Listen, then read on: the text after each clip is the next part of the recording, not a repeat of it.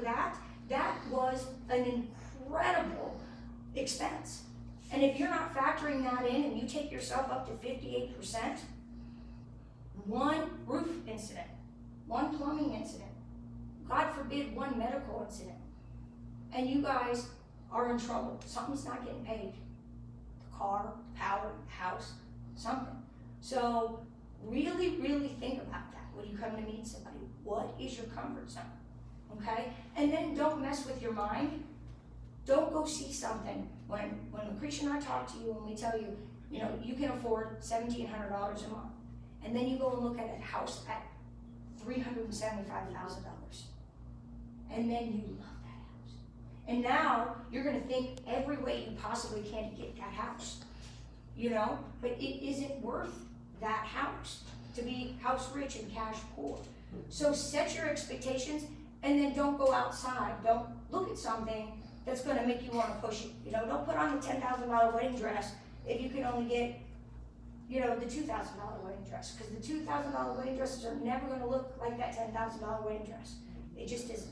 So you don't wanna set yourself up to fail. And I know, I mean, listen, I love to go to the pet store and play with the puppies. And I tell my husband, I promise you I won't beg this time to get one. I have 3 dogs at home. He said we can have one. Just saying. Sometimes I go when he's not there because I was there when he was there, and then I bring it home and we're like, okay. So let's be realistic. Know what your goals are. I have a question. Absolutely. And I'm going back to the other slide. I just. Oh, that's okay. I've been jumping all over. That's the action before. What if because you're talking about employment history and income? What if your social security is 2 years stability, but yet you recently left the job? But you're getting Social Security? And it's been 2 years, over 2 years stability. Well, you can go on Social Security and only be in it for a month, and I can use it. That's not one of those things that you need a 2-year history because it's a fixed income, so you're okay with that. I've actually done loans where we were waiting on the first Social Security payment to come in because I knew they were gonna retire, so I structured the entire loan on their Social Security. Okay. So that is not as much of a problem. Now, in some cases though, depending on the strength of the file, I may need to see 6 months of Social Security in the bank. It's all different. When we do a pre-approval process at the end, I run your loan through what's called a desktop underwriter, okay? So it evaluates the risk, like everything else as an app that thinks for you. And it says approve eligible or refer with caution. And so I can tell you, you know, and I have to read those, and it will tell me 1 month of Social Security, 6 months. Alimony is another one. You may have to have a year's worth of alimony. You may only have to have 3 months worth of alimony. Same thing with child support. But you said in the bank, so it means you're saving it for 6 months? No, I just have to show that you've been getting it. Just for 6 Right, you don't have to months. save it. I just have to be able to show that you've been getting it. Okay? Yes, absolutely. What if you have money in investments account that you're living from, but they're not necessarily monthly, it's just that you withdraw from distribution? Okay, we can use that too. And again, it's gonna depend on the overall credit process to see how much. And I can actually work with that because when you're doing distributions like that, you have the ability to bump them up or bump them down. So we can, if we need to, be able to show, hey, you've been normally bringing in 3 a month, but you want this house, so let's put in the paperwork to get 5, okay? So there are ways we can do that too. Now, at this time of the year too, if you're self-employed and you haven't done your tax returns, it's a great time to sit down with a loan person. Now, for the camera, I am not a licensed CPA, so I do recommend that you go see a licensed CPA. However, you can bring me your year before tax returns, okay? Because we all don't want to pay Uncle Sam, I get that, okay? But before you file, if I see what I have last year, I can tell you kind of where we need it to be able to apply for what you need. So before you do your taxes, maybe it's important to come and sit with a loan officer so you can figure out, maybe you just don't write off as much as you did the year before, and we can kind of guide you on what we want the number to be, and then you go to your CPA and talk to them and say, well, then my mortgage professional said, here's where my income is, how can we do my tax returns that still give me deductions, and they can help you through that field, but I can give you an idea what we needed to show, okay? Now, we're gonna talk about money, and I know we've been talking about it the whole time, but now I'm talking about your money and where it comes from, down payment, gifts, and Lord, mattress money. Because I cannot believe how many people keep large sums of cash in the mattress or at home. Now, I believe I get where they're coming from. I married a conspiracy theorist. I live with it every day, and I get we don't want to put the money in the bank, okay? And you don't necessarily have to put all the money in the bank. And God forbid, don't put it in all at once. Because there are ways we have to be able to document money, okay? I get this a lot with waitresses, okay? So they come home, they throw a portion of the tips in a jar, that's gonna be their house money, right? And they keep a nice jar, and I mean, I've had people who've saved thousands of dollars that way. But here's the thing, if you didn't keep a log that said, Saturday, March 30th, worked at Tijuana Flats, had $50 in tips, put 30 in the jar, 20 in the bank, okay? If you have that, I can use that money. But how many people have that? Not many, okay? So there are ways we can put the money in the bank depending on what your income is, depending on what type of loan you have. So we may have to put it in increments, because here's the thing, if you can't tell me where it came from and prove it, I can't use it. I literally cannot use it, okay? I used to be able to build this tray where I would say, give it to your mom. It's okay now. Give it to your mom. She can put it in the bank. Then she can give you a gift, okay? But now they've gotten really strong on gift documentation. So that means I got to go to mama, and mama's got to show me her bank statement. And guess what? If mama had a $10,000 deposit on the 29th, and then she gave you a $29,000 deposit on the 30th, I'm gonna ask mama where that money came from. And let me tell you how that conversation goes. It ain't my loan. That was my money that was in the bank. What do you mean I have to tell you where it came from? That is none of your business. And I actually am really good at this conversation. Again, I dealt with conspiracy theorists because I've married one for 22 years, and I understand that. And I can help you with mom or grandpa, or God forbid my father, who, when I bought my house, that poor mortgage broker. Because they don't want to give you that documentation, but they have to, okay? And if you know they're not gonna do it, maybe that's not the person we get the gift from. So what we do is they give you a gift 2 months before you're about to buy a house. We put it in the bank then, and then I don't see it going in. That's what we call seasoning, okay? But we may not have thought that far ahead, and now we got the mattress money and we're closing in 30 days.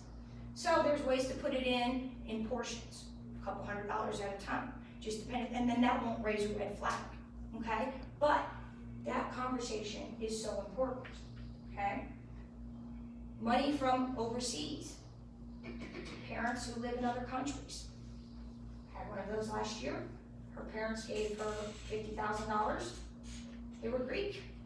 So when I got the bank statements, it was Greek to me. Because it was Greek to everybody else.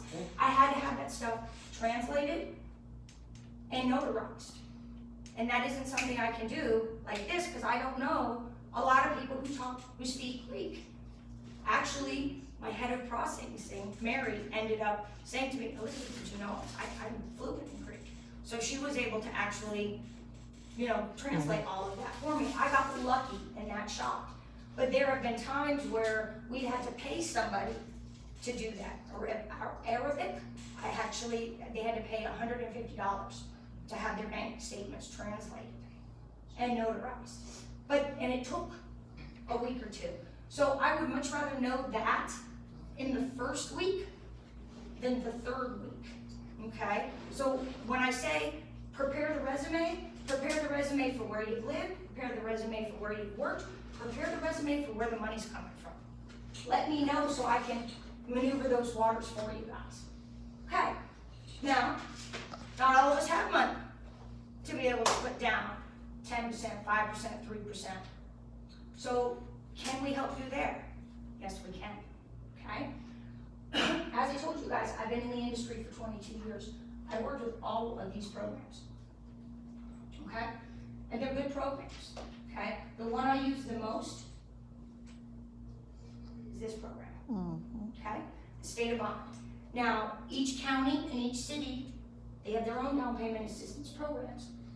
However, they have their own set of guidelines that they use to qualify you for the money, okay? So what has happened to me in the past, I'm just gonna quickly go through some of these. So we've got Tampa Bay CDC, the city of Largo, the city of Clearwater, unincorporated Pinellas.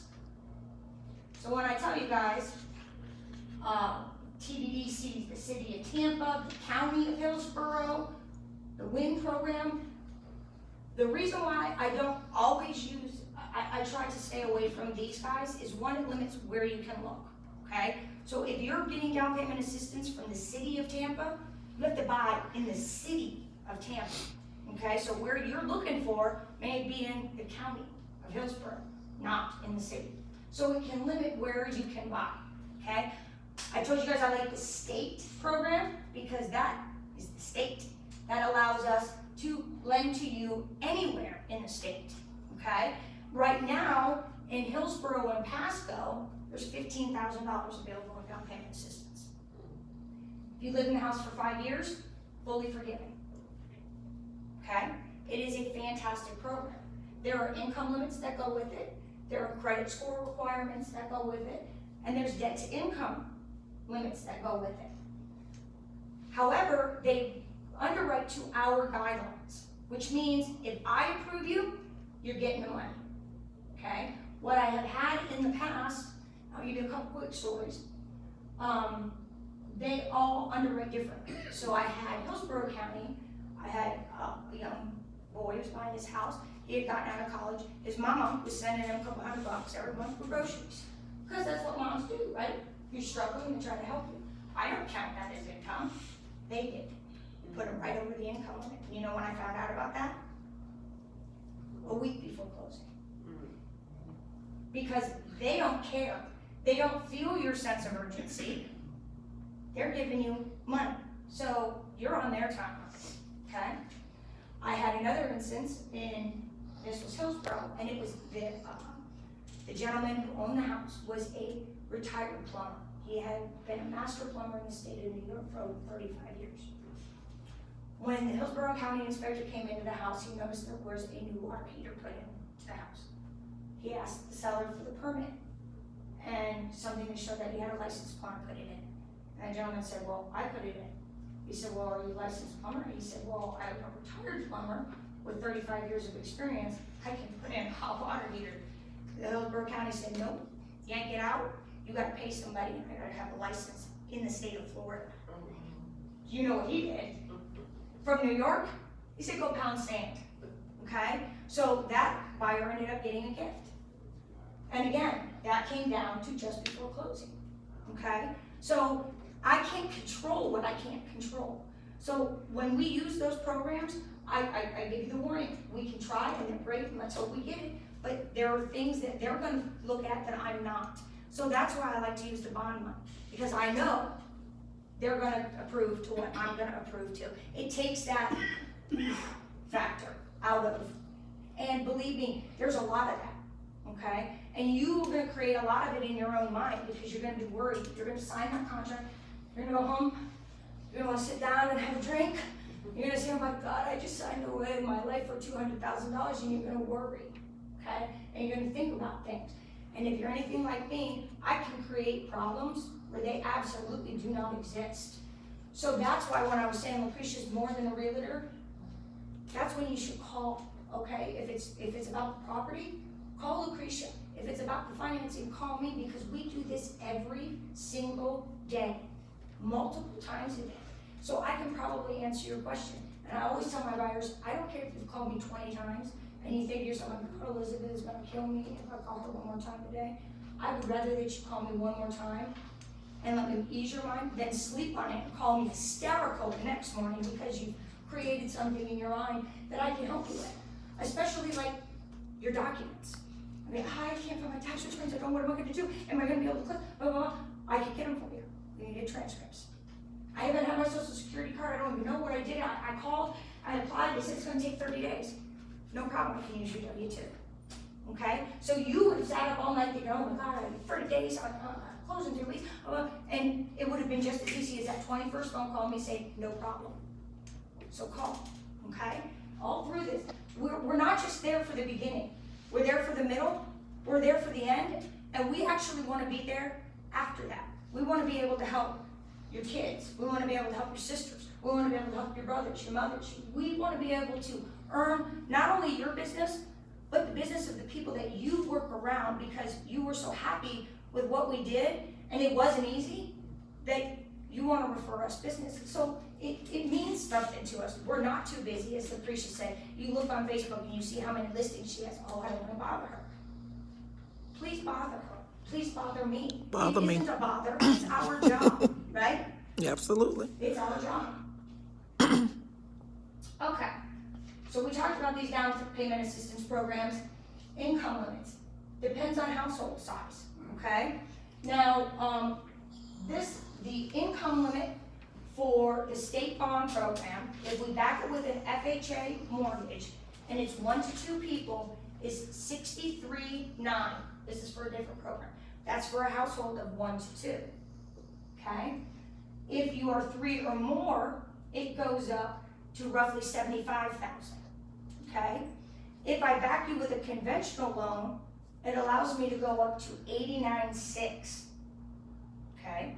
Now, some of these programs make you use household income, okay? So what does that mean? That means even though you're the only one on the loan, your husband and your 19-year-old who lives with you, I have to count their income too, and his income. So I have to get paperwork from them too, and that might put us outside of the income limit. So there are other down payment assistance programs with this that allow me just to use your income, okay? So that's why it's important that we talk to somebody about your household size, because those little things can affect. And if your loan officer puts you in a bond loan on FHA and you have a 19-year-old son who brings in $20,000 a year and you're at 59, you just went over the income limit, okay? So, and you don't want to have that conversation in the middle, you want to have that conversation on the front, okay? So again, you can't do that with Rocket Mortgage. Hello, Quicken, hello, you know, they don't hear. Okay, Pasco County, this is again more of the down payment programs. And then this is the bond program.